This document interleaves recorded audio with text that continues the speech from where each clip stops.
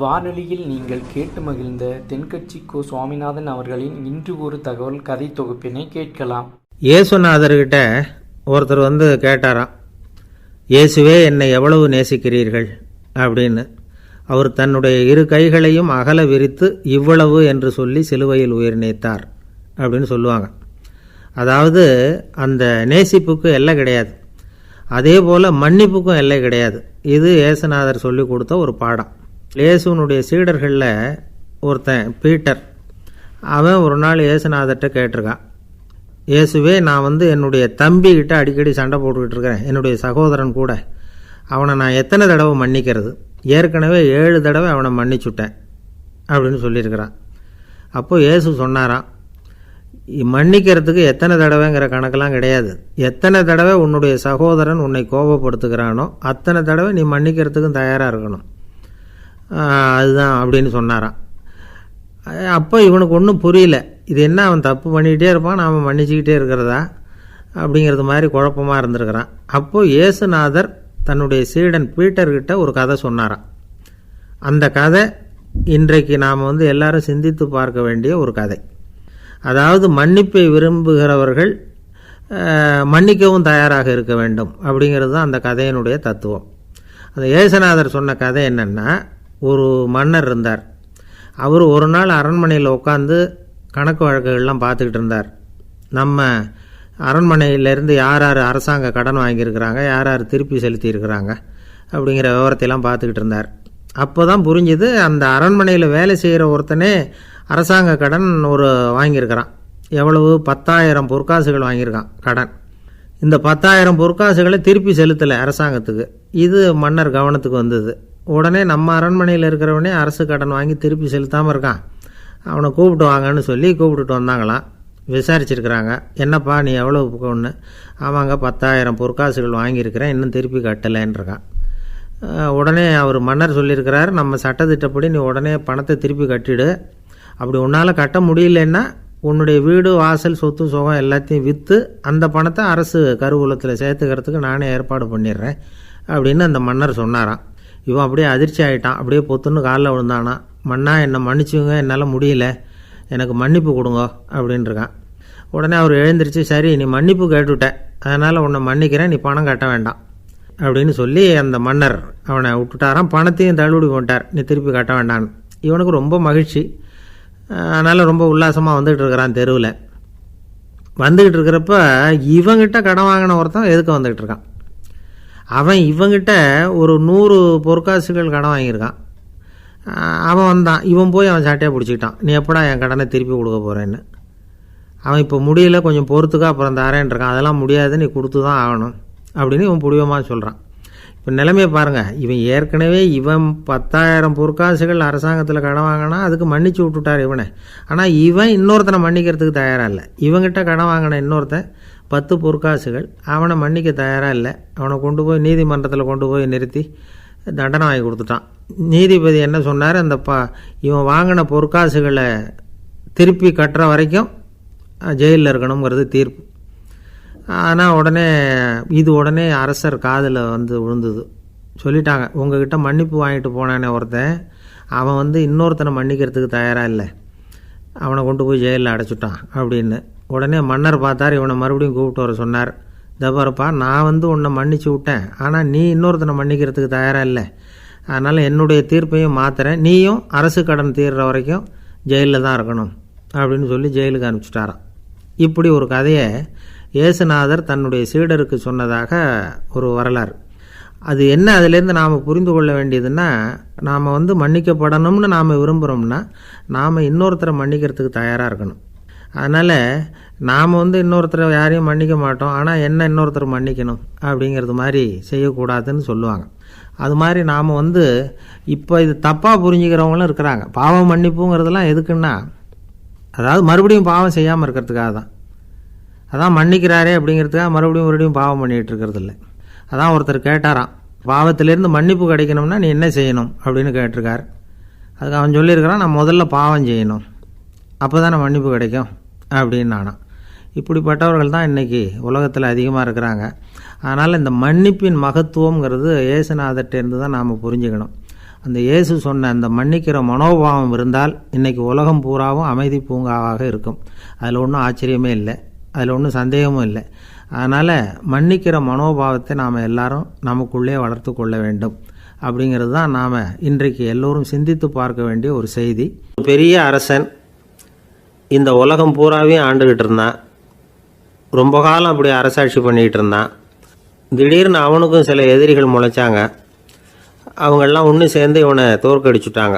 தோற்று போனதும் இவனுக்கு பயம் வந்துட்டுது, எங்கே எதிரிகள் நம்ம கொண்டுடுவாங்களோ அப்படின்னு. வெளியில் வந்தால் தனக்கு ஆபத்துன்னு பயந்துக்கிட்டு யாருக்கும் தெரியாமல் ஒரு குகைக்குள்ளே போய் பதுங்கி கிடக்கிறான். நிலைமையை பாருங்கள். முதல் நாள் அரண்மனையில் அதிகாரம் பண்ணிக்கிட்டு இருந்தவன் மறுநாள் குகையில் பயந்து போய் பதுங்கி கிடக்கிறான். ராத்திரி நேரம் வந்தது, பசி வயத்தை கிள்ளுது, பிச்சை எடுத்து சாப்பிட வேண்டிய நிலைமை. பிச்சை எடுக்கிறதுக்கு பாத்திரம் வேணுமே, என்ன பண்ணுறது அப்படின்னு அங்கேயும் இங்கேயும் பார்க்குறான். ஒரு மூலையில் யாரோ விட்டுட்டு போன ஒரு ஓடு கிடக்குது. அதை எடுத்துக்கிட்டு புறப்பட்டான். இருட்டில் வழி புரியல. ஏதோ ஒரு யூகத்தில் காலை மெதுவாக எடுத்து வச்சு நடந்து போயிட்டுருக்கிறான். வழியில் ஒரு கருப்பு நாய் படுத்து கிடந்தது. இருட்டில் அவன் இது கண்ணுக்கு சரியாக தெரியல. அவனுக்கு தவறி போய் காலை வச்சுட்டான் அது மேலே. நாய் சும்மா இருக்குமா, வள்ளுன்னு விழுந்து கடிச்சு விட்டுது. காலை பார்க்குறான், காலத்தையும் நினச்சி பார்க்குறான். அரண்மனையில் வீரக்கழல் அணிந்த காலை உடைய மன்னா அப்படின்னு புகழ்வாங்களே புலவர்கள்லாம். ஆனால் அது இன்றைக்கி நாய் கடித்த காலம் ஆகிட்டுதே அப்படின்னு நினைக்கிறான். அது மட்டும் இல்லை, முன்னாடியெல்லாம் பொற்கிண்ணங்களில் தான் அவன் சாப்பிடுவான். ஆனால் இப்போது உடஞ்சி போன ஓட்டு, அது ஓட்டை கையில் வச்சுக்கிட்டு நிற்கிறான். அதில் யாராவது சாப்பாடு போடுவாங்களான்னு. முன்னாடியெல்லாம் நிறைய பேர் அரண்மனைக்கு வருவாங்க. அரசருக்கு காணிக்கைன்னு சொல்லி இவன் காலடியில் கொண்டாந்து கொட்டுவாங்க. அப்போல்லாம் இவன் அந்த ஜனங்களுடைய முகத்தை திரும்பி கூட பார்க்கறதில்ல, ரொம்ப கர்வமாக உட்காந்துருப்பான். அதே ஆள் இன்றைக்கி எல்லார் கண்ணுலேயும் படுறது மாதிரி பிச்சை எடுத்துக்கிட்டு இருக்கிறான். அப்போலாம் காணிக்கைகளை தன்னுடைய கையால் வாங்கிறது தனக்கு கௌரவ குறைச்சல்னு நினச்சி தன்னுடைய வேலைக்காரங்களை விட்டு தான் அதை வாங்க சொல்லுவான். இப்போ பார்த்திங்கன்னா அவனே தன் கையாலேயே பிச்சை வாங்குறான். நினச்சி பாருங்கள், அந்த மனுஷன் நாள் அரசன், மறுநாள் பிச்சைக்காரன். எவ்வளோ வித்தியாசம்! செல்வம் தான் இப்படி ஒரு வித்தியாசம் ஏற்படுறதுக்கு காரணம். அப்படிப்பட்ட செல்வம் வாழ்க்கையை நடத்துறதுக்கு நமக்கு தேவை தான். ஆனால் அதையே நாம் அடைய வேண்டிய பயனாக நினைக்கிறோம் பாருங்கள், அதுதான் வேடிக்கை. இதை நம்மாழ்வார் அழகாக ஒரு பாசுரத்தில் சொல்கிறார். ஒரு நாயகமாய் ஓட உலகுடன் ஆண்டவர், கருணாய் கவர்ந்த காலர், சிதைகிய பானையர், பெருநாடு காண இம்மையிலே பிச்சைதாம் கொள்வர், திருநாரணன் தாழ் காலம் பெற சிந்தித்து உய்மினோ அப்படிங்கிறார் நம்மாழ்வார். ஒரு பெரிய பணக்காரர் ஒரு துறவிகிட்ட போய், சாமி என்கிட்ட நிறைய பணம் இருக்குது, இருந்தாலும் நிம்மதி இல்லை, என்னால் நிம்மதியாக இருக்க முடியல, என்ன காரணம்னு கேட்டாராம். உடனே அந்த துறவி இதுக்கு நேரடியாக பதில் சொல்லாமல் பக்கத்தில் நின்றுக்கிட்டு இருந்த ஒரு குழந்தைய கூப்பிட்டார். அது ஓடியாந்தது. ஒரு ஆப்பிள் பழத்தை எடுத்து அது கையில் கொடுத்தார். அதை வாங்கிக்கிட்டு குழந்தை சிரிச்சுது. இன்னொரு பழத்தை எடுத்து கொடுத்தார். அதை இன்னொரு கையில் வாங்கிட்டு சிரிச்சுது. மூணாவது ஆப்பிள் எடுத்து கொடுத்தார். 2 பழத்தையும் நெஞ்சில் அணைச்சிக்கிட்டு 3ஆவது பழத்தையும் வாங்கிறதுக்கு முயற்சி பண்ணிச்சு.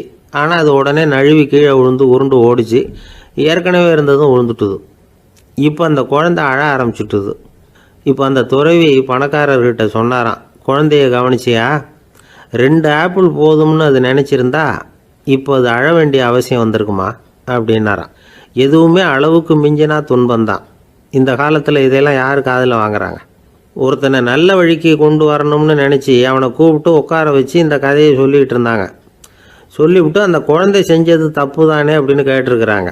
ஆமாம், தப்பு தான், நானாக இருந்தால் அப்படி செஞ்சுருக்க மாட்டேன் நானா இவன்.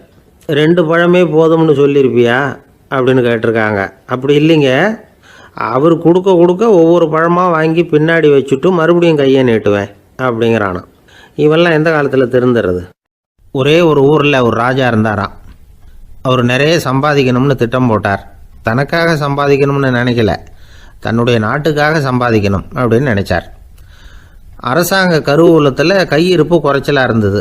மக்கள்கிட்ட வரி விதிச்சாகணும், வேறு வழி இல்லை. ஆனாலும் அந்த ராஜா மக்கள் கஷ்டப்படக்கூடாது அப்படின்னு நினைக்கிறவர். மக்கள் வரியையும் கட்டணும், அதே நேரத்தில் அவங்க சிரமப்படவும் கூடாது. இதுக்கு தகுந்த மாதிரி ஒரு திட்டம் போட்டார். அது பிரகாரம் என்ன பண்ணார்னா, அந்த நாட்டில் ஒரு 3 பெரிய குளங்களை தோண்டினார். அது நிறைய தண்ணீரை நிரப்புனார். அதுக்கப்புறம் எங்கேயோ தேடி பிடிச்சி 3 விதமான மீன்களை கொண்டுகிட்டு வந்தார். அந்த 3 குளங்கள்லையும் விட்டார். அதை ஒவ்வொரு குளத்துலேயும் ஒவ்வொரு விதமான மீன்கள். அந்த மீன்களுக்கு அபூர்வமான ஒரு சக்தி உண்டு. அது எப்படின்னா, அந்த குளத்தில் குளிக்க வர்றவங்களுக்கு அந்த மீன்கள் கடிக்கும் பொழுது வலி ஏற்படுறதில்ல. அதுக்கு பதிலாக மகிழ்ச்சி நிறைந்த ஒரு இனிமையான உணர்வை அவங்க அனுபவித்தாங்க. அது எப்படின்னா, இந்த முதல் குளத்தில் இருந்த மீன்களால் கடிக்கப்படும் பொழுது ஒரு விதமான இன்ப மயக்கத்தில் திளைச்சிருக்கிறது மாதிரி உணர்வு. இந்த 2வது குளம் இருக்க, அதில் இருக்கிற மீன் கடிச்சதுன்னு வைங்க, மக்களுக்கு எப்படி இருக்கும்னா கால்களே தரையில் படாமல் அப்படியே ஆகாயத்தில் மிதக்கிறது மாதிரி ஒரு உணர்வு. அதை அனுபவிக்கிறாங்க. 3வது குளத்தில் இருக்கிற மீன் கடிச்சதுன்னா அவங்கெல்லாம் அப்படியே கோடீஸ்வரராக மாறிட்டதாக ஒரு உணர்வு. அதை அவங்களால அனுபவிக்க முடியுது. இப்படி ஒரு அபூர்வமான மீன் அது, அந்த 3 வகை. இப்படி இருந்தால் மக்கள் அந்த குளங்களில் குளிக்கிறதுக்கு ஆசைப்படாமல் இருப்பாங்களா? அதனால் கூட்டம் கூட்டமாக அலமோத ஆரம்பிச்சிட்டாங்க. ஒவ்வொரு குளத்தின் கரையிலேயும் கியூ வரிசையில் நிற்க ஆரம்பிச்சிட்டாங்க. அந்த நாட்டு மன்னர் என்ன பண்ணார்னா, ஒவ்வொரு குளத்தங்கரையிலையும் ஒரு ராஜாங்க அதிகாரியை உட்கார வச்சார். டிக்கெட்டை அடித்து கொடுத்தார். குளிக்க வர்றவங்க கிட்ட ஒரு குறிப்பிட்ட தொகையை கட்டணமாக வசூலிக்க ஆரம்பித்தார். அவ்வளவுதான். அரசாங்க கருவூலம் நிரம்ப ஆரம்பிச்சுட்டுது. ராஜாங்கத்துக்கு தேவையான பணம் கிடைச்சிட்டுது. இது ஒரு கதை. இதை பற்றி என்ன நினைக்கிறீங்க? அதாவது மக்களுக்கு சுமை தெரியாமலே வரி வசூல் பண்ணுறது நல்லது தானே அப்படின்னு நினைப்பீங்க. ஆனால் இன்றைக்கும் உலகத்தில் பல அரசாங்கங்கள் இதே மாதிரி 3 குளங்களை வெட்டி வச்சுருக்குது. மக்களும் அதில் குளிச்சுக்கிட்டு தான் இருக்கிறாங்க. அது எப்படிங்கிறீங்களா? அந்த முதல் குளம் தான் சினிமா தியேட்டர். அதில் குளிக்கிறவங்க தான் ஒரு விதமான இன்ப மயக்கத்தில் திளைச்சிருக்கிறது மாதிரியான உணர்வை அனுபவிக்கிறவங்க. 2வது குளம் தான் சாராய கடை. இந்த குளத்தில் குளிக்கிறவங்க தான் கால்களே தரையில் படாமல் ஆகாயத்தில் மிதக்கிறது மாதிரி உணர்வை அனுபவிக்கிறவங்க. 3வது குளம் லாட்ரி டிக்கெட். இதில் குளிக்கிறவங்க தாங்கள் அப்படியே கோடீஸ்வரர்களாக மாறினது மாதிரி ஒரு உணர்வு, அதை அனுபவிக்கிறவங்க. இன்றைக்கி பல நாடுகள் இந்த குளங்களை பயன்படுத்திக்கிட்டு தான் வராங்க. ஒரு பூவில் வண்டு உட்காருது. அதில் இருக்கிற தேனை வண்டு எடுக்குது. இந்த சமயத்தில் அந்த பூவுக்கு வலிக்குமா? அதுக்கு வலிக்கிறது இல்லை. அந்த பூவோட மலர்ச்சியும் வளர்ச்சியும் குன்றி போகிறதும் கிடையாது. ஒரு ராஜா மக்கள்கிட்ட வரி வசூல் பண்ணும் பொழுது மக்களுக்கு சிரமமும் தெரியக்கூடாது, அதே நேரத்தை அதனால் அவங்க வாழ்க்கையும் கெட்டு போயிடக்கூடாது. அது மாதிரி வரி வசூல் பண்ணணுமா. இது காளிதாசனின் ரகுவம்சத்தில் காணப்படுகிற ஒரு கருத்து. ஒரு சின்ன குழந்தை தவறுதலாக ஒரு 25 காசு நாணயத்தை மூழ்கி விட்டுது. காசு வயத்துக்குள்ளே போயிட்டுது. அந்த குழந்தையோட தாய் உடனே குழந்தைய தூக்கிட்டு ஆஸ்பத்திரிக்கு புறப்பட்டாங்க. அப்போ அந்த பக்கமாக ஒருத்தர் வந்தார் தெருவில். என்ன விவரம்னு கேட்டார். இவங்க சொன்னாங்க, குழந்தை காசை முழுகிட்டுது, அதுதான் அவசரமாக ஆஸ்பத்திரிக்கு தூக்கிட்டு ஓடுறேன் அப்படின்னாங்க. அவர் சொன்னார், கவலைப்படாதம்மா, உடனே இப்படி கொடுங்க குழந்தைய அப்படின்னு கையில் வாங்கினார். ஒரு கையில் அந்த குழந்தையோட கால் 2ஐயும் பிடிச்சி தலைகீழாக தூக்கி பிடிச்சார். இன்னொரு கையால் அந்த குழந்தையோட வயத்தில் குறிப்பாக ஒரு இடத்துல அப்படியே தேடி அந்த சுட்டு விரலால் ஒரு இடத்துல பொட்டுன்னு தட்டினார். உடனே காசு அந்த குழந்தையோட வாய் வழியாக வெளியில் விழுந்துட்டுது. காசை எடுத்துக்கிட்டு இருந்தாங்கம்மா உங்கள் குழந்தை அப்படின்னார். ரொம்ப நன்றிங்க, நிச்சயமாக நீங்கள் ஒரு டாக்டராக தான் இருக்கணும், என்னுடைய யூகம் சரிதானே அப்படின்னாங்களாம் அந்த அம்மா. அதுக்கு அவர், இல்லைங்க, நான் ஒரு இன்கம் டேக்ஸ் ஆஃபீஸர், வருமான வரி அதிகாரி அப்படின்னு சொல்லிவிட்டு போனார். ஒரு நாள் ஒரு 10-15 பள்ளிக்கூடத்து பிள்ளைங்க தேடிட்டு வந்தாங்க. உங்களை பார்த்துட்டு தான் போகணும், அதுக்காக தான் வந்திருக்கோம்னாங்க. என்ன விஷயம்னு கேட்டோம். நாங்கள்லாம் கூடி ஒரு முடிவு பண்ணியிருக்கிறோம், அதை உங்கள்கிட்ட சொல்லணும் அப்படின்னாங்க. அதுவும் ஒரு வாண்டு பையன் அதை சொன்னான். என்ன முடிவு அது அப்படின்னு கேட்டோம் ரொம்ப ஆர்வமாக. அதை இப்போ சொல்ல மாட்டோம், எங்களுக்கு பிடிக்கிற மாதிரி ஏதாவது ஒரு தகவல் சொன்னால் அதுக்கப்புறம் நாங்கள் அதை சொல்கிறோம் அப்படின்னா அந்த வாண்டு பையன். சரி, சின்ன பையன்கிட்ட இன்றைக்கி வசமாக மாட்டிக்கிட்டோம் அப்படின்னு நினச்சிக்கிட்டு அவங்களுக்கு தகுந்த மாதிரி ஒரு கதை சொல்ல ஆரம்பித்தோம். அது என்ன கதைன்னா, ஒரு பெரிய காடு, அதில் பலவிதமான மிருகங்கள். அந்த காட்டுக்கு ஒரு சிங்கம் தான் ராஜா. எப்பவும் காட்டுக்கு அது தானே ராஜா. ஒரு பெரிய யானைக்கு இது பொறுக்கலை. என்ன இது, எப்போ பார்த்தாலும் இங்கே சிங்கத்துக்கே ராஜா பதவி கிடைக்கிது, நான்லாம் எவ்வளவு பலசாலியாக இருக்கிறேன், அப்படி இருந்தும் எனக்கு அந்த பதவி கிடைக்கலையே அப்படின்னு தனக்குள்ளே பொறுமிக்கிட்டே இருந்தது. ராஜா பதவியை நினச்சி ரொம்ப ஏக்கம், அதுக்கு பதவி மோகம். இந்த சமயம் பார்த்து ஒரு குள்ள நரி கூட்டம் அதை தேடிட்டு வந்தது. ஐயா பெரியவங்களே, நீங்கள் இந்த காட்டுக்கு ராஜாவாக இருக்க ஆசைப்படுறீங்க, அதில் ஒன்றும் தப்பு இல்லை. ஆனால் அதுக்கு முன்னாடி நீங்கள் எங்கள் கூட்டத்துக்கு கொஞ்ச நாள் தலைவராக இருங்க, அதாவது ராஜாவாக இருங்களேன், உங்களுக்கும் ஒரு ட்ரைனிங் கிடைச்சது மாதிரி இருக்கும் அப்படின்னு சொல்லியிருக்குது இந்த கூட்டம், குள்ளநெறி கூட்டம். இதை கேட்ட உடனே யானைக்கு ரொம்ப சந்தோஷம் தாங்கலை. அதுதான் எப்போன்னு பதவிக்காக காத்துக்கிட்டு இருக்குதே. இருந்தாலும் கொஞ்சம் பிகுவோட, சரி நீங்கள்லாம் இவ்வளோ தூரம் என்னை தேடிட்டு வந்து கேட்குறதுனால மறுக்க முடியல அப்படின்னு ரொம்ப ஏதோ அவளுக்கு சிரமப்பட்டு ஒத்துக்கிறது மாதிரி ஒத்துக்கிட்டது. ஏதோ உங்கள் ஆசைக்கு கட்டுப்படுறேன், கொஞ்ச நாள் உங்கள் கூட்டத்துக்கு ராஜாவாக இருக்கிறதுக்கு சம்மதிக்கிறேன் அப்படின்னுது. உடனே அந்த யானை ராஜ நட போட ஆரம்பிச்சிட்டுது. யானை சாதாரணமாக நடந்தாவே எப்படி இருக்குங்கிறது நமக்கு தெரியும். அதுவே ராஜ நடந்தால் எப்படி இருக்கும் கற்பனை பண்ணி பாருங்கள். யானை முன்னாடி கம்பீரமாக போய்கிட்டு இருக்குது, தலைவர் இல்லையா, அதனால் குள்ள நரிகள்லாம் ரொம்ப அடக்கமாக அது பின்னாடி அணிவகுத்து போயிட்டுருக்குது. ராஜா வாழ்க, மன்னர் வாழ்க அப்படின்னு கோஷம் வேற. யானைக்கு தலைகால் புரியல, அவ்வளவு சந்தோஷம். அந்த யானைக்கு செருக்கு, ஆணவம் எல்லாம் ஏற்பட்டு போச்சு. அதுக்கப்புறம் அது தரையை பார்க்குமா, நிமிர்ந்து நடக்க ஆரம்பிச்சுட்டுது. தரையை பார்க்குறதே இல்லை. அப்படி போயிட்டுருக்கிறப்போ ஒரு சதுப்பு நிலத்தில் திடீர்னு காலை வச்சுட்டுது. அவ்வளோதான், கால் உள்ளே போட்டுது. இன்னொரு காலை எடுத்து வச்சுது, அதுவும் உள்ளே போட்டுது. அந்த 2 காலையும் எடுக்கிறதுக்காக அடுத்த 2 காலையும் அழுத்திச்சு, அதுவும் உள்ளே போக ஆரம்பிச்சுட்டுது. இப்போ 4 காலம் வசமாக சேத்துல அழுந்தி போச்சு, எடுக்க முடியல. குள்ள நரிகள்லாம் அதை சுற்றி வந்தது. சிலது சுற்றி நின்று டான்ஸ் ஆட ஆரம்பிச்சுட்டுது யானையை பார்த்துட்டு. இதை யானை பார்த்தது. என்ன இது தலைவர், நான் தவிச்சிக்கிட்டு இருக்கிறேன், தொண்டர்கள்லாம் சுற்றி நின்று வேடிக்கை பார்த்துக்கிட்டு இருக்கிறீங்க, டான்ஸ் ஆடுறீங்க அப்படின்னு கேட்டுதான். தொண்டர்களே, தலைவர் நான் தவிச்சிக்கிட்டு இருக்கிறது உங்களுக்கு தெரியலையா? இப்போ உடனே உங்கள் தலைவரை காப்பாற்ற வேண்டியது உங்கள் கடமை இல்லையா அப்படின்னு கத்துச்சான் அந்த யானை. குள்ள நரிகளில் ஒன்று முன்னாடி நின்று அந்த யானையை பார்த்து தான், தலைவரே எங்களுக்கு ரொம்ப நாளாக ஒரு ஆசை, அந்த ஆசையை நிறைவேற்றிக்கிறதுக்காகத்தான் உங்களை எங்கள் தலைவராக ஏற்றுக்கிறோம்னு சொன்னோம் அப்படின்னு தான். என்ன ஆசைன்னு கேட்டிருக்கு யானை. யானை கறி சாப்பிட்டு பார்க்கணுங்கிறது எங்களுக்கு ரொம்ப நாளாக ஆசை, அது இன்றைக்கி தான் நிறைவேற போகுது அப்படின்னு தான் அந்த நரி. இதை கேட்ட உடனே அந்த யானை அப்படியே மூர்ச்சி ஆகிட்டு தான். நரிகள்லாம் அது மேலே ஏறி குதற ஆரம்பிச்சுட்டு தான்.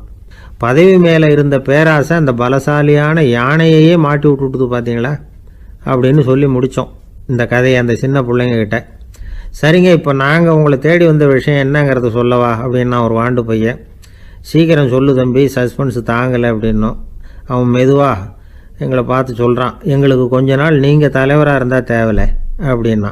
ஒரு ஊரில் ஒரு ஞானி இருக்கிறார், ரொம்ப பெரிய ஞானி, ரொம்ப வயசாகிட்டுது. கடைசி காலத்தில் அவர்கிட்ட சில பேர் வந்தாங்க, உங்கள் குரு யார் அப்படின்னு கேட்டாங்க. அவர் நிமிர்ந்து பார்த்தார்.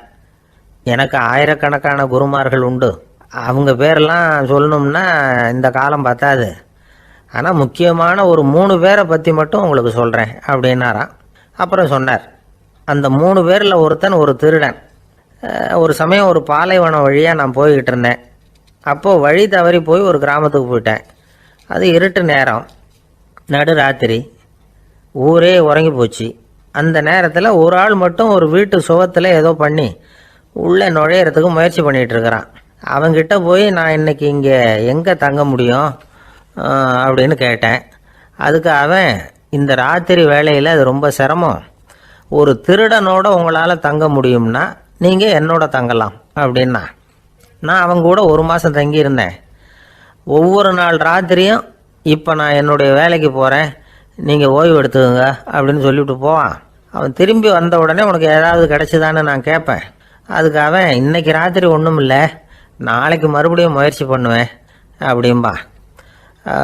எப்பவும் அவன் நம்பிக்கை இழந்ததே கிடையாது, எப்பவும் சந்தோஷமாகவே இருப்பான். நானும் ரொம்ப காலமாக தியானம் பண்ணிக்கிட்டே இருந்தேன், ஒன்றுமே நடக்கலை. ஆனால் நான் என்ன பண்ணேன் தெரியுமா, மனசு வருத்தப்படும், நம்பிக்கை இழந்துருவேன். அப்போல்லாம் அந்த திருடனுடைய விடாமுயற்சி தான் ஞாபகத்துக்கு வரும். அதனால் அந்த திருடன் எனக்கு ஒரு குரு. என்னுடைய 2வது குரு யாருன்னா அது ஒரு நாய். இது எப்படின்னா, ஒரு சமயம் எனக்கு ரொம்ப தாகமாக இருந்தது, ஒரு நதியை நோக்கி போய்கிட்டு இருந்தேன். அப்போ ஒரு நாயும் வந்தது, அதுக்கும் தாகம், ஓடி வந்து ஆற்றை பார்த்தது. அதோட நிழல் ஆற்றுல தெரிஞ்சுது. அதை பார்த்ததும் பயந்துட்டுது அது. அதாவது அது தன்னுடைய சொந்த உருவத்தையே கண்டு பயந்தது. அதை பார்த்து குறைக்குது, திரும்பி ஓடிச்சு. ஆனால் அதுக்கு தாகம் அதிகமாக இருந்ததுனால அது மறுபடியும் திரும்பி வந்தது. பார்த்தா மறுபடியும் தண்ணியில் நாயோட உருவம் தெரியுது. இப்படி சில தடவை பண்ணிச்சு. இருந்தாலும் கடைசியில் தண்ணியில் குதிச்சுட்டுது துணிஞ்சி. இப்படி குதித்த உடனே அதோட உருவமும் மறைஞ்சுட்டுது. இதை பார்த்தேன். நான் என்ன புரிஞ்சுக்கிட்டேன்னா, எவ்வளவு தான் பயம் இருந்தால் கூட ஒருத்தன் தைரியமாக காரியத்தில் இறங்கணும் அப்படிங்கிறத புரிஞ்சுக்கிட்டேன். இந்த போதனை அந்த நாய்கிட்ட இருந்து எனக்கு கிடைச்சிது. இது ஒன்று. அடுத்தது என்னுடைய 3வது குரு யாருன்னா, அது ஒரு சின்ன குழந்தை. நான் ஒரு சமயம் ஒரு நகரத்துக்கு போனேன். அங்கே ஒரு குழந்தை எரிகிற மெழுகுவத்தி ஒன்று எடுத்துக்கிட்டு வந்தது. நான் அந்த குழந்தைய பார்த்து வேடிக்கையாக கேட்டேன், ஏன் பாப்பா இந்த மெழுகுவத்தியை நீயாவே கொளுத்துனியா அப்படின்னு கேட்டேன். ஆமான்னுது அந்த குழந்தை. சரி, இந்த மெழுகுவத்தி முன்னாடி எரியாமல் இருந்தது, இப்போ எரியுது. இந்த மெழுகுவத்திக்கு வெளிச்சம் எங்கேருந்து வந்தது, அதை எனக்கு காட்ட முடியுமா அப்படின்னு கேட்டேன் அந்த குழந்தைகிட்ட. இதுக்கு அந்த குழந்தை சிரிச்சுக்கிட்டு அந்த மெழுகுவத்தியை ஊதி அணைச்சுட்டுது. அதுக்கப்புறம் என்னை பார்த்து கேட்டுது, இப்போ இந்த மெழுகுவத்தியின் வெளிச்சம் போனதை பார்த்தீங்க இல்லையா, அது எங்கே போச்சுன்னு எனக்கு சொல்லுங்க அப்படின்னுது. அந்த குழந்தை இப்படி கேட்டதும் என்கிட்ட இருந்த ஆணவம் அழிஞ்சுட்டுது. நான் படித்ததெல்லாம் அந்த வினாடியில் சுக்கு நூறாக போயிட்டுது. என்னுடைய முட்டாள்தனத்தை நான் உணர்ந்தேன் அப்படின்னு இவ்வளவும் அந்த ஞானி விவரமாக சொன்னாராம். அதனால் நாம் இன்னார்கிட்டே இருந்து தான் இதை கற்றுக்கணுங்கிறது இல்லை, யாருக்கிட்டே இருந்தும் எதையும் கற்றுக்கலாம். நம்மால் ஒருத்தன் ஒரு நாய் வளர்த்துக்கிட்டு இருந்தான். அந்த நாய்க்கு வால் கிடையாது. யாரோ ஏற்கனவே வெட்டி எடுத்துட்டாங்க. இந்த நாய் தான் சார் எனக்கு குரு, அதுக்கிட்டே இருந்து கூட நான் பாடம் கற்றுக்கிட்டு இருக்கிறேன் அப்படின்னா. அப்படி என்ன கற்றுக்கிட்டேன் இந்த வால் இல்லாத நாய்கிட்டே இருந்து அப்படின்னு கேட்டோம். நாம் யாருக்கிட்டையும் வாலாட்டக்கூடாது அப்படிங்கிற பாடத்தை அதுக்கிட்டே இருந்து தான் நான் கற்றுக்கிட்டேன் அப்படின்னா. திருநெல்வேலி மாவட்டத்தில் கோவில்பட்டிக்கு பக்கத்தில் உள்ள ஊர் கடம்பூர். காமராசர் முதலமைச்சராக இருந்த காலம். கடம்பூரில் ஒரு பள்ளி சீரமைப்பு மாநாடு நடக்குது. அந்த பக்கத்தில் உள்ள பள்ளிக்கூடம்லாம் அதில் கலந்துக்குது. கண்காட்சி வேற, ஊர் பூரா விழா கோலம். மறுநாள் மாநாடு நடக்க போகுது. ஆனால் முதல் நாளே மழை பிடிச்சிக்கிட்டுது. மறுநாளும் அது விடாமல் பேஞ்சிக்கிட்டு இருக்குது. காமராசர் காலையிலேருந்து பல்வேறு நிகழ்ச்சிகளில் கலந்துக்கிட்டு சாயந்தரமாக கடம்பூருக்கு வந்து சேர வேண்டியவர். மழை பேஞ்சிக்கிட்டு இருக்கிறதுனால நிகழ்ச்சி ரத்தாயிடுமோ என்னமோ அப்படின்னு எல்லாரும் சந்தேகப்பட்டுக்கிட்டு இருக்கிறாங்க. அவர் கோவில்பட்டி பயணிகள் விடுதியில் இருக்கிறார். கடம்பூர்லேருந்து சில பேர் போய் அவரை சந்திக்கிறாங்க. மழை பெஞ்சிக்கிட்டு இருக்குதே, என்ன செய்யலாம் அப்படின்னு கேட்குறாங்க. மழை பெஞ்சால் நல்லது தானே, அதுக்காக மாநாட்டை எதுக்காக ரத்து செய்யணும்? ஆசிரியர்கள் எவ்வளவு கஷ்டப்பட்டு ஏற்பாடு பண்ண மாநாடு, கட்டாயம் வந்துடுறேன் அப்படின்னாராம் காமராசர். உடனே புறப்பட்டார். மழையை பொருட்படுத்தாத மக்கள் கூட்டம். அது கலையாமல் காத்துக்கிட்டு இருக்கிறாங்க அவ்வளோ பேரும். தலைவர் வந்துட்டார்னு தெரிஞ்சது ஜனங்களுக்கு ஏகப்பட்ட உற்சாகம். ஜனங்கள் அவ்வளவு உற்சாகமாக வரவேற்றாங்க. மாநாடு ஆரம்பமாச்சு. மலர் மாலைகள் மலை மாதிரி குவிய ஆரம்பிச்சுட்டுது. வரிசையாக ஒவ்வொரு கல்வி நிலையம் சார்பாகவும் வரவேற்பு பத்திரம் வாசித்து கொடுக்குறாங்க. என்ன வாசிக்கிறாங்கங்கிறத காமராசர் கூர்ந்து கவனிக்கிறார். ஏகப்பட்ட புகழ் மொழிகள், ரொம்ப பாராட்டி புகழ்ந்து என்னென்னமோ வாசிச்சுக்கிட்டு இருக்கிறாங்க. கொடை வள்ளலே, குணக்குன்றே, மலையே, கடலே, இப்படி தமிழ் மொழியில் பாராட்டுறதுக்கு எத்தனை வார்த்தைகள் உண்டோ அத்தனையும் அதில் சேர்த்துருக்குறாங்க. காமராசர் பொறுமை இழந்துட்டார். போதும் போதும், உங்கள் எல்லாரையும் பார்த்து 2 வார்த்தை பேசிவிட்டு போகிறதுக்காக தான் நான் வந்திருக்கிறேன். எல்லாரும் மழையில் சிரமப்பட்டு நின்றுக்கிட்டு இருக்கிறீங்க, இப்படி என்ன புகழ்ந்து படிச்சுக்கிட்டே இருந்தால் எப்படி அப்படின்னாராம். அதுக்கப்புறம் பேசி முடிச்சிருக்கிறார். மாநாட்டு நிகழ்ச்சிகள் முடிஞ்சதும் இன்னொரு நிகழ்ச்சியில் கலந்துக்கிறதுக்காக புறப்பட்டாராம். ஒரு திறந்த ஜீப்பில் அவரை ஊர்வலமாக அழைச்சிக்கிட்டு போயிருக்கிறாங்க. தெருவில் 2 பக்கமும் ஏகப்பட்ட கூட்டம். அங்கங்கே ஜீப்பை நிறுத்தி ரோஜா மாலை, ஜருக மாலை இப்படி போட்டுக்கிட்டே இருக்கிறாங்க. அதையெல்லாம் அப்படி அப்படியே வாங்கி அங்கங்கே நின்றுக்கிட்டு இருந்த குழந்தைகள்கிட்டையும் தாய்மார்கள்கிட்டையும் கொடுத்துக்கிட்டே போகிறார். அந்த சமயத்தில் கூட்டத்துக்கு அப்பால் ஒரு பெரியவர் கையில் ஒரு மல்லிகை சரத்தோடு நின்றுட்டு இருக்கிறார். அவரால் முண்டி அடிச்சுக்கிட்டு முன்னால் வர முடியல. காமராசர் இதை கவனிக்கிறார். அவ்வளவுதான், உடனே நிறுத்தப்பா வண்டியை அப்படிங்கிறார். ஜீப்பு நிற்கிது. டிரைவரை பார்த்து, அதோ பார், அங்கே ஒருத்தர் நிற்கிறார் பார், அவரை இங்கே அழைச்சிட்டு வா அப்படின்னாராம். கூட்டம் வழி விடுது. அந்த பெரியவரை கிட்டத்தில் அழைச்சிட்டு வர்றாங்க. காமராசர் அவரை பார்த்து, வாங்க வாங்க, நல்லா இருக்கீங்களா அப்படின்னு சத்தம் போட்டு உற்சாகமாக விசாரிக்கிறாராம். பெரியவர் கண்களில் கண்ணீர், பேச்சு வரல. மல்லிகை சரத்தை அவருக்கு போடுறார். கொஞ்ச நேரம் அவர்கிட்ட பொறுமையாக பேசிக்கிட்டு இருந்துட்டு அவரை அனுப்பி வைக்கிறார் காமராசர். பெரியவர் போனதுக்கு அப்புறம் காமராசர் பக்கத்தில் இருந்தவங்க கிட்ட சொல்கிறார் அந்த பெரியவரை பற்றி. அந்த காலத்தில் ரொம்ப கஷ்டப்பட்டவர் இவர், ஜெயிலுக்கு போனவர் அப்படின்னு ரொம்ப உருக்கமாக நெகிழ்ந்து போய் சொல்கிறார். இதில் ஒரு விஷயத்தை கவனிங்க. தன்னை புகழ்ந்து படிக்கப்பட்ட வாழ்த்து மடலை படிக்க வேணாம்னு தடுத்து நிறுத்தினார். எங்கேயோ ஒரு மூலையில் கையில் ஒரு 4 முழம் மல்லிகை சரத்தோடு ஒதுங்கி நின்றுக்கிட்டு இருந்த அந்த தொண்டரை அவ்வளவு பெரிய கூட்டத்துக்கு நடுவுலையும் தேடி கண்டுபிடிச்சி கிட்டத்தில் கூப்பிட்டு அவர் கொடுத்த அன்பு மாலையை வாங்கி கழுத்தில் போட்டுக்கிட்டார். அதுதான் காமராசர். தோல்விகள் கூட அவரை கொஞ்சம் கூட பாதித்ததில்லை. ஒரு பொது தேர்தலில் அவர் தோற்று போகிறார், தொண்டர்கள்லாம் அழறாங்க. அதில் ஒருத்தர் மெதுவாக காமராசர்கிட்ட போய், என்ன தலைவரே, நீங்கள் கூட தோற்று போயிட்டீங்களே அப்படின்னு கலக்கமாக சொல்லியிருக்கிறார்.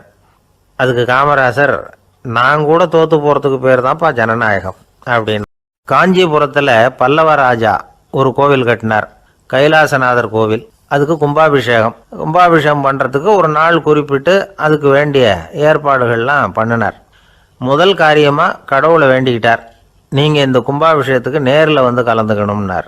கடவுள் அந்த ராஜா கனவுல வந்தார். நீ கும்பாபிஷேகம் வச்சிருக்கிற அதே நாளில் அதே நேரத்தில் எனக்கு இன்னொரு ஊரில் ஒரு கும்பாபிஷேகம் இருக்குது, அதுக்கு போக வேண்டியிருக்கு.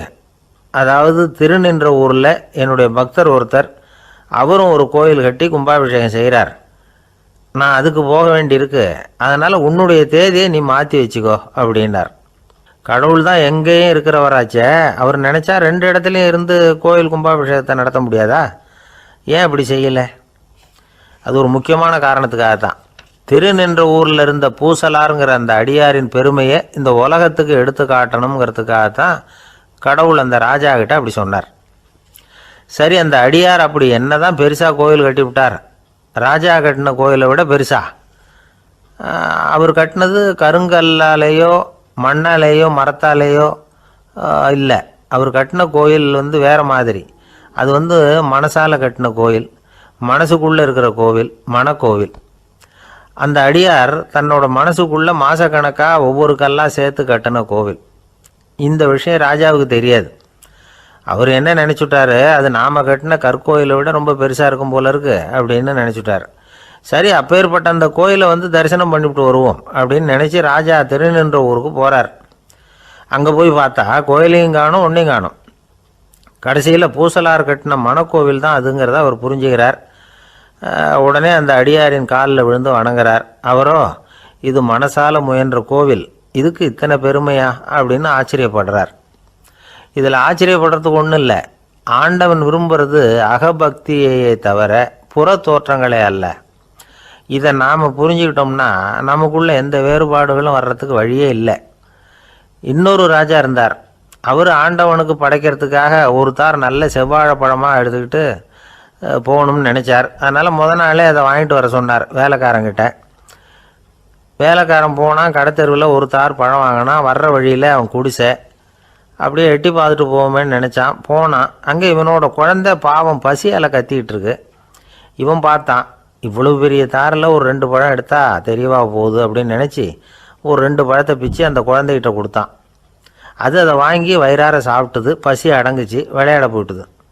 இவன் அதுக்கப்புறம் வாழைப்பழத்தை எடுத்துக்கிட்டு அரண்மனைக்கு வந்தான்.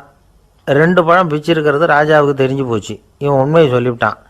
உடனே ராஜா, கடவுளுக்கு படைக்க வேண்டிய பொருளை குழந்தை எச்சில் பண்ண விட்டுருக்கியே அப்படின்னு சொல்லி அவனை கட்டி வச்சு சாட்டையால் அடித்தார் பாவம். மறுநாள் பழத்தை கோயிலுக்கு எடுத்துகிட்டு போனார். கடவுள் முன்னாடி வச்சார். கடவுள் கண்ணை திறந்து பார்த்தார், பழம்லாம் அழுகி இருக்குது. என்ன இது அழுகி போன பழம் அப்படின்னார். ராஜா முழிச்சார். நல்லா தானே இருந்தது அப்படின்னு நினச்சார்.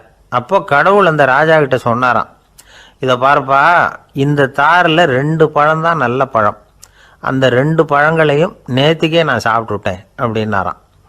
அப்போ தான் ராஜாவுக்கு புரிஞ்சுது, ஏழை குழந்தையின் பசியை தீர்க்கறதுக்காக உதவுன அந்த 2 பழம்தான் இறைவன் சாப்பிட்ட பழம்னு. இறைவன் இருக்கிற இடம் எது? இதுதான். ஒரு சின்ன பையன் என்னை தேடிட்டு ஓடி வந்தான். ஒரு கதை சொல்லுங்கன்னா, சொந்தமாக எதுவும் தெரியாத என்ன, உங்களுக்கு சொந்தமாக எதுவும் தெரியாதுன்னு எனக்கும் தெரியும் அப்படின்னா. இந்த பையன் அடிக்கடி என்கிட்ட கதை கேட்குறவன், அதனால் என்னோட ரகசியம்லாம் அவனுக்கு அத்துப்படி. அதனால தான் அவ்வளவு தெளிவாக அடித்து விட்றான். சரி, இப்போ என்ன செய்யலாம்னு, பழைய கதை ஏதாவது ஒன்று சொல்லுங்களேன்னா. உனக்கு கிருஷ்ணதேவராயரை தெரியுமான்னு. அவர்கிட்ட நேரில் பழக்கம் இல்லை, ஆனால் அவரை பற்றி புஸ்தகத்தில் படிச்சிருக்கேன்னா. சரி, இவன்கிட்ட மேற்கொண்டு பேச்சு கொடுத்தா நம்மளை ஒரு மாதிரி ஆக்கி விடுவான் அப்படிங்கிறத யூகம் பண்ணிட்டு அவனை உட்கார வச்சு கடைசி வரைக்கும் குறுக்க பேசக்கூடாது அப்படின்னு ஒரு கண்டிஷனையும் போட்டுட்டு அந்த கதையை சொன்னேன். ஒரு சமயம் கிருஷ்ணதேவராயர் சமஸ்தானத்துக்கு ஒரு பெரிய வித்வான் வந்து சேர்ந்தாராம். என்னோட போட்டி போடுறதுக்கு இந்த ஊரில் யாராவது இருக்கீங்களா அப்படின்னு சவால் விட்டாராம். அந்த ஊரில் இருந்த பெரிய பெரிய வித்வான்லாம் இது ஏதுடா வம்பா போச்சுன்னு நினைக்க ஆரம்பிச்சிட்டாங்க. யாரும் அந்த ஆளோட போட்டி போடுறதுக்கு தயாராக இல்லை. எல்லாரும் நடுங்கிக்கிட்டு இருக்கிறாங்க. அந்த நேரத்தில் ஒருத்தன் மட்டும் தைரியமாக முன்னுக்கு வந்தான். அது யாருன்னா தெனாலிராமன். அந்த சமஸ்தானத்தில் விகட கவி அவன். என்ன அனுப்புங்க போட்டிக்கு, நான் ஜெயிச்சு காட்டுறேன்னா. உனக்கு அவ்வளவு தைரியம் இருக்குதா அப்படின்னு கேட்டாங்க. தைரியம் மட்டும்தான் என்கிட்ட இருக்குது, ஆனால் தைரியம் இருந்தால் அதிர்ஷ்டம் தேடிட்டு வருங்கிறது எனக்கு தெரியும் அப்படின்னா. அடுத்த நாள் போட்டி ஆரம்பமாச்சு. அந்த பெரிய வித்வான் வந்து நின்னார். தெனாலிராமன் எதிரில் வந்து நின்னான். அந்த வித்வான் ஒரு விரலை காட்டினார். தெனாலிராமன் பதிலுக்கு 2 விரலை காட்டினான். வித்வான் 3 விரலை காட்டினார். இவன் உடனே 4 விரலை காட்டினான். உடனே 5 விரலை காட்டினார் அவர். தெனாலிராமன் உடனே தன்னுடைய கை முஷ்டியை காட்டினான், கையை மூடி காட்டினான். அவ்வளோதான். அந்த பெரிய வித்வான் கிருஷ்ணதேவராயர் காலில் விழுந்தார். நான் தோத்துட்டேன், என் தோல்வியை ஒத்துக்கிறேன் அப்படின்னு சொல்லிவிட்டார். கிருஷ்ணதேவராயர் அவரை தனியாக அழைச்சிட்டு போய் என்ன நடந்ததுன்னு விசாரித்தார். அந்த வித்வான் விளக்கம் கொடுத்தார். ஆண்டவன் ஒருவன் தான் உண்டுங்கிறத விளக்கிறதுக்காக நான் ஒரு விரலை காட்டினேன். அப்படி இல்லை, சக்தியை சேர்த்தா சக்தி சிவன் 2 பேர் உண்டுன்னு உங்கள் வித்வான் 2 விரலை காட்டினார். மூர்த்திகள் 3 பேருங்கிறதுக்காக நான் 3 விரலை காட்டினேன். வேதங்கள் 4ன்னு சொல்லி அவர் 4 விரலை காட்டினார். பஞ்சபூதங்கள் 5ன்னு நான் 5 விரலை காட்டினேன். அதையெல்லாம் அடக்கி ஆளணும்னு சொல்லி அவர் கையை மூடி உறுதியாக காட்டினார். அடடா, உங்கள் வித்வானுக்கு எப்பேற்பட்ட அறிவு! அவர் தான் ஜெயிச்சார், நான் தோத்துட்டேன் அப்படின்னார் அவர். அப்படி சொல்லிவிட்டு அவர் போயிட்டார். அதுக்கப்புறம் தெனாலிராமனை கூப்பிட்டு என்னப்பா நடந்தது அப்படின்னு கேட்டாராம். அதுக்கு தெனாலிராமன் விளக்கம் கொடுத்துருக்குறான். அவன் முதல்ல என்னை கொன்னுடுவேன்னு அந்த வித்வான் ஒரு விரலை காட்டினான். உடனே ஒரு 2 கண்ணையும் தோண்டி போடுவேங்கிறதுக்காக நான் 2 விரலை காட்டினேன். உனக்கு நாமம் போட்டுருவேன்னு சொல்லி 3 விரலை காட்டினான். அதை அழிச்சிருவேன்னு 4 விரலை காட்டினேன்.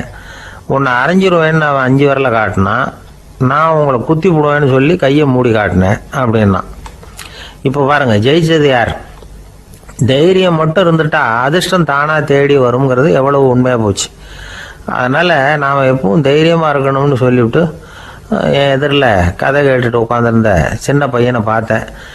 அவன் என்னை நிமிர்ந்து பார்த்தான். அவன் தன்னோட கை கால் 2ஐயும் ஒரு மாதிரியாக என் முன்னால் தூக்கி 20 விரலை காட்டினான். எனக்கு ஒன்றும் புரியல. இதுக்கு என்னப்பா அர்த்தம்னு கேட்டேன். இதே கதையை இதுக்கு முன்னாடி என்கிட்ட 20 தடவை நீங்கள் சொல்லியிருக்கீங்கன்னு அர்த்தம் அப்படின்னா. அந்த காலத்தில் அண்ணாமலை ரெட்டியார்னு ஒருத்தர் இருந்தார். அவர் வெங்கனூர் அப்படிங்கிற கிராமத்தில் இருந்தார்.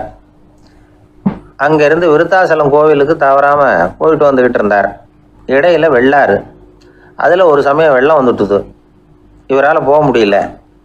அதோட விளைவு வெங்கனூர்லேயே ஒரு கோவில் கட்டணும் அப்படின்னு முடிவு பண்ணார், சிவாலயம். அந்த சமயத்தில் வடநாட்டில் பஞ்சம். அதனால் அங்கே இருந்த பல சிற்பிகள் தென்னாட்டை நோக்கி வர ஆரம்பித்தாங்க. அவங்க வெங்கனூர் வழியாக வர்றது தெரிஞ்சதும் இவர் போய் பார்த்தார். இங்கே ஒரு கோவில் கட்டணும், அதுக்கு நீங்கள் உதவணும்னார். பஞ்ச காலத்தில் இப்படி ஒரு வாய்ப்பு கிடைச்சதில் அவங்களுக்கும் ரொம்ப மகிழ்ச்சி. உற்சாகத்தோடு ஒத்துக்கிட்டாங்க. ஆலய திருப்பணி ஆரம்பமாச்சு. அவங்களுக்கு வேண்டிய எல்லா வசதிகளையும் இவர் செஞ்சு கொடுத்தார். அவங்களுக்கு எந்த குறையும் இல்லாமல் பார்த்துக்கிட்டார். அது மட்டும் இல்லை, ஒவ்வொரு நாளும் அங்கே வருவார். உங்களுக்கு என்ன வேணும், எது வேணும்னு கேட்பார். ஏதாவது குறை இருந்தால் சொல்லுவாங்க, உடனே தீர்த்து வைப்பார். இவரும் கேட்பார், எந்த குறையாக இருந்தாலும் என்கிட்ட சொல்லுங்க அப்படின்னு சொல்லுவார். அதை தவிர இவராகவே கவனித்தும் அவங்களுக்கு என்னென்ன தேவைங்கிறத கண்டுபிடிச்சி அதையெல்லாம் வந்து கொடுத்துக்கிட்டு இருப்பார். என்ன தேவைன்னாலும் அதை நிறைவேற்றி வச்சுருவார். அந்த சிற்பிகளின் தலைவன் ஒருத்தன், அந்த ஆளுக்கு வெத்தலை பாக்கு போடுறது பழக்கம். இதை தெரிஞ்சுக்கிட்டு அதுக்காகவே ஒரு ஆளை வந்து ஏற்பாடு பண்ணார். வேணுங்கிறப்போலாம் நீ வந்து வெத்தலை சிவல் மடித்து கொடுக்க வேண்டியது உன் வேலை அப்படின்னு ஒருத்தனை ஏற்பாடு பண்ணிட்டார். இப்படியெல்லாம் செஞ்சதும் அவங்களுக்கும் ரொம்ப உற்சாகம். ரொம்ப பொறுப்பாக சிற்ப வேலைகளை செஞ்சுக்கிட்டு இருக்கிறாங்க. ஒரு நாள் என்னாச்சு தெரியுமா? அந்த சிற்பிகளின் தலைவன் ரொம்ப நுணுக்கமாக ஒரு வேலையை செஞ்சுக்கிட்டு இருக்கிறான். சாரம் போட்டு அது மேலே படுத்துக்கிட்டு அண்ணாந்து பார்த்து உச்சியில் நுணுக்கமான சிற்பங்களை உருவாக்கிக்கிட்டு இருக்கான். சிற்பியின் கவனம் சிதறப்படாதுங்கிறதுனால இவர் மெதுவாக சத்தம் போடாமல் கிட்ட போய் நின்று அதை கவனிச்சிக்கிட்டு இருக்கிறார். அந்த சிற்பி வழக்கம் போல் வெத்தலை பாக்குக்காக இடது கையை கீழே நீட்டினான். அந்த சமயம் பார்த்து அவருக்கு தாம்பூலம் கொடுக்குறவன் அங்கே இல்லை, எங்கேயோ போயிருக்கிறான். அண்ணாமலை ரெட்டியார் என்ன பண்ணார் தெரியுமா? தனக்காக கொடுக்கப்பட்ட தாம்பூலத்தை வாங்கி சிற்பியின் கையில் கொடுக்குறார். அவன் வாங்கி போட்டுக்கிட்டான். இது என்ன இன்னைக்கு வெத்தலை சீவல் வேறு மாதிரி இருக்குது, வாசனை தாம்பூலமாக இருக்குது அப்படின்னு யோசனை பண்ணிவிட்டு கீழே திரும்பி பார்க்குறார். பார்த்தா ரெட்டியார் மறுபடியும் சிற்பி கை நீட்டும் பொழுது கொடுக்கறதுக்காக தாம்பூலத்தை மடித்து வாங்கி வச்சுக்கிட்டு தயாராக நிற்கிறார். சிற்பிக்கு அதிர்ச்சி. உடனே பொத்துன்னு கீழே குதிச்சான். ஐயா, என்ன இது நீங்களா அப்படின்னா. இவர் சொன்னார், நான் ஒன்றும் தப்பு பண்ணலையே, உன்னுடைய கை புண்ணியம் செஞ்ச கை, கோயில் கட்டுற கை, அந்த கைக்கு தாம்பூலம் கொடுக்கறதுல என்ன தப்பு அப்படின்னாராம். ஏற்கனவே பஞ்சத்தில் அடிபட்டு வந்த எங்களை நீங்கள் ஆதரித்ததே பெரிய விஷயம். இந்த செயல் என்னை ஒரு பெரிய கடனாளி ஆகிவிட்டுது. ஐயா, எங்களுக்கு உணவு உடை இதை மட்டும் நீங்கள் கொடுத்தா போதும், ஊதியம்னு எதுவும் வாங்க மாட்டோம் அப்படின்னு நானும். அந்த சிற்பி எவ்வளோ வற்புறுத்தியும் எதுவும் வாங்கிக்கலையாம். இந்த செய்தியை தமிழ் தாத்தா டாக்டர் ஊவேசா சொல்லியிருக்கிறார். அந்த காலத்தில் எப்படிப்பட்டவங்கெல்லாம் வாழ்ந்துருக்கிறாங்க பாருங்கள். இந்த காலத்தில் ஒருத்தர் கோவில் கட்டினார், வேலை செய்கிற எல்லாருக்கும் சாப்பாடு போடுவார். சிற்ப வேலை செஞ்சுட்டு சாப்பிட வர்ற ஒவ்வொருத்தர் கையையும் அன்பாக பிடிச்சி முத்தம் கொடுத்து உள்ளே அனுப்புவார். அந்த கைகளுக்கு நீங்கள் கொடுக்குற மரியாதையா அது அப்படின்னு கேட்டாங்க. அது இல்லைங்க, ஏற்கனவே முதல் பந்தியில் சாப்பிட வந்தவன் மறுபடியும் வர்றானான்னு கண்டுபிடிக்கிறதுக்காக கையை பிடிச்சி மோந்து பார்க்குறேன் அப்படின்னாராம் அவர். ஊரில் ஒரு மன்னன் இருந்தான், கொடுங்கோல் மன்னன். நிறைய தொந்தரவு பண்ணிக்கிட்டு இருந்தான். அவன் ஒரு தடவை என்ன பண்ணான் தெரியுமா? ஒரு தப்பும் பண்ணாத ஒரு இளைஞனை பிடிச்சி ஜெயிலில் அடைச்சுட்டான். அந்த பையனோட சொந்தக்காரங்கள்லாம் ராஜா கிட்ட போனாங்க. அவன் ஒரு தவறும் பண்ணலை, அவனை விடுதலை பண்ணுங்க அப்படின்னு கெஞ்சி கேட்டுக்கிட்டாங்க. மன்னன் யோசனை பண்ணான். அந்த இளைஞனை கூப்பிட்டுக்கிட்டு வர சொன்னான். அவனை கொண்டாந்து ராஜா முன்னாடி நிறுத்தினாங்க. இதை பாருப்பா, உன்னை நான் விடுதலை பண்ணுவேன், ஆனால் ஒரு கண்டிஷன். அந்த நிபந்தனையை நீ நிறைவேற்றினா உனக்கு விடுதலை அப்படின்னா மன்னன். சரின்னு ஒத்துக்கிட்டான் பையன். மன்னன் கண்டிஷன் என்னங்கிறத சொன்னான். உங்ககிட்ட ஒரு செம்மறி ஆட்டை கொடுக்க போகிறேன், 1 மாதத்துக்கு அதுக்கு தேவையான தீனியையும் கொடுக்க போகிறேன்.